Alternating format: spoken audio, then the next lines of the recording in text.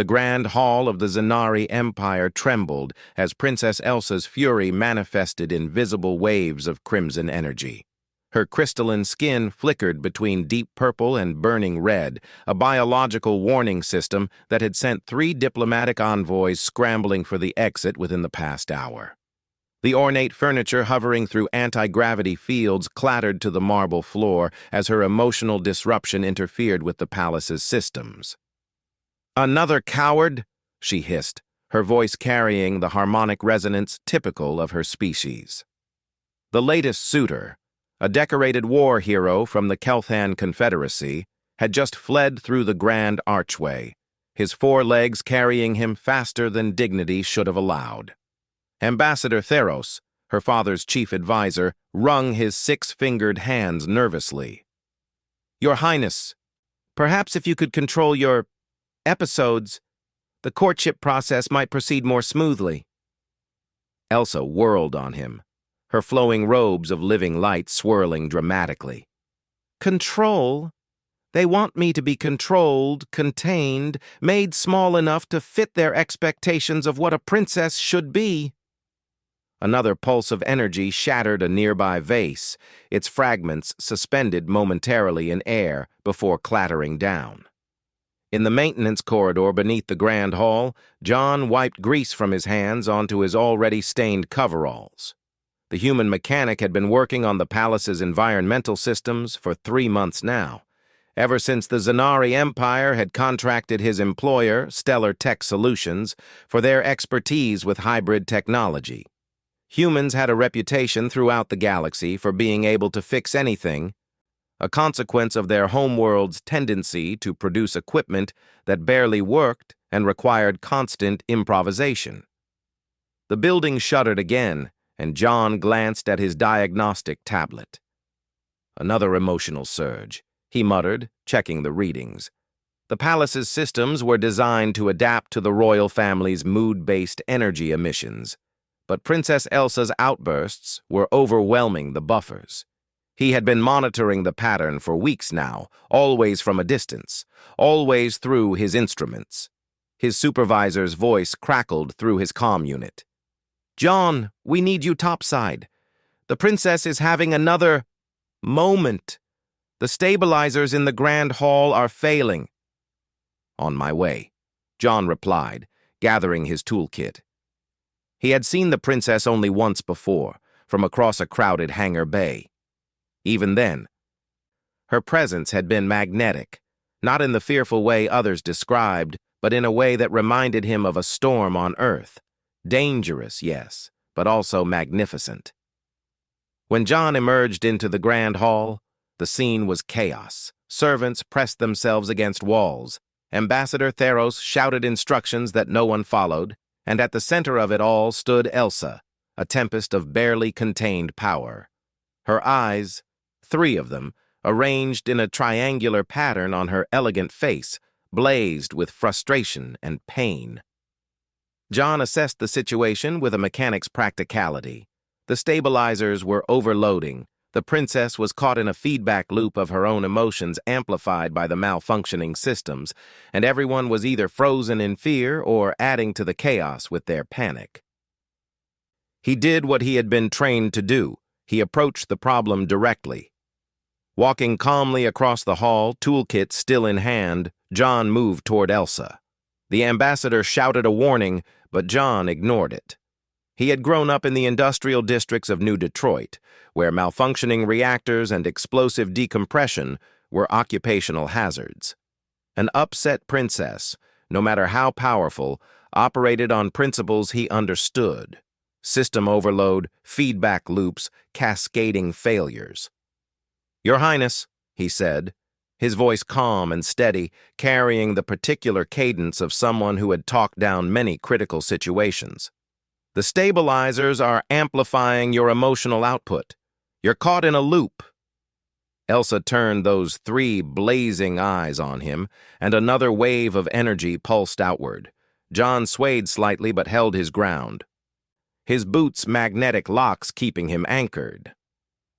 "Another one come to lecture me?" she demanded, her voice cracking with harmonics. Another one who thinks I'm broken and needs fixing? No, John said simply, taking another step closer. I think the system's broken. You're just responding to faulty equipment. Something in his tone made her pause. The energy flickering around her dimmed slightly. John continued, speaking as he would to a frightened colleague during a crisis. I've been monitoring the palace systems for 3 months.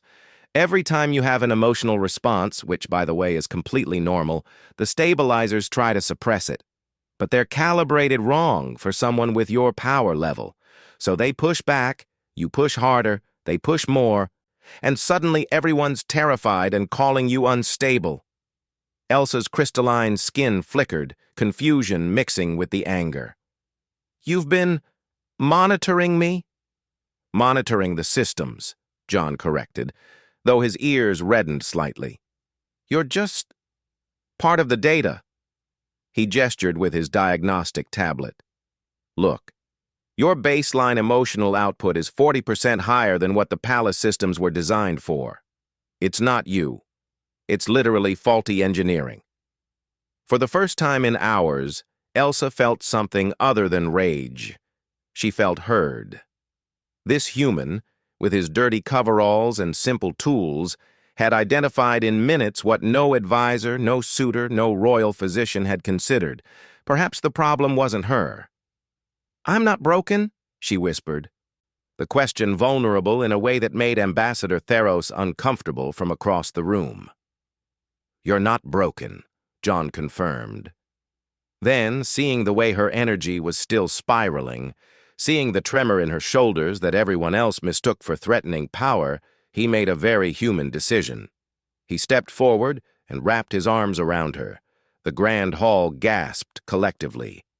Ambassador Theros made a strangled sound. Elsa froze, her 3 eyes wide with shock. John, his head barely reaching her shoulder due to the height difference typical between humans and Zanari, simply held her. Sometimes, he said quietly, systems don't need fixing. They just need grounding. And something remarkable happened. Elsa's chaotic energy, instead of lashing out at the unexpected contact, began to stabilize. It flowed around John, through him, and harmlessly into the ground through his magnetically locked boots. He had accidentally, or perhaps instinctively, turned himself into a living circuit breaker. Elsa's skin slowly shifted from angry crimson to a soft, shimmering blue. The tension in her shoulders eased. For the first time in months, she wasn't fighting against the palace, against expectations, against herself. How? She began. Humans are good grounding conductors, John explained, his voice slightly muffled against her shoulder. Something about our evolutionary development on a high-static planet. Also, we're hard to scare. Comes from living on a death world. Despite everything, Elsa laughed. A sound like crystal chimes that made the remaining tension in the room evaporate. You're hugging me and giving me a technical lecture simultaneously. Is it working? She considered, her arms slowly coming up to return the embrace. Yes, she admitted. Yes, it is. When they finally separated, Elsa looked different, not diminished, but centered. She turned to Ambassador Theros. Cancel the remaining courtship appointments. I'm going to be in the maintenance bay. Apparently, I have faulty stabilizers to redesign. Your Highness, you can't possibly... Theros began. She can, John interrupted, his usual deference to nobility completely absent. She's got a 40% higher output than standard. That's not a bug, Ambassador. That's an upgrade. We just need to build better systems around it.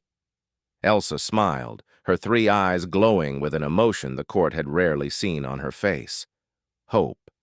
I think, she said, looking at the grease-stained human mechanic who had done what no decorated warrior or noble diplomat could do. I need to hire a consultant. I'm expensive, John warned, but he was smiling too. I'm a princess of the Zanari Empire, Elsa replied. I think I can afford you. As they walked toward the maintenance bay together, a princess and a mechanic, Ambassador Theros could only watch in bewilderment. Behind them, the Grand Hall's systems hummed smoothly for the first time in months.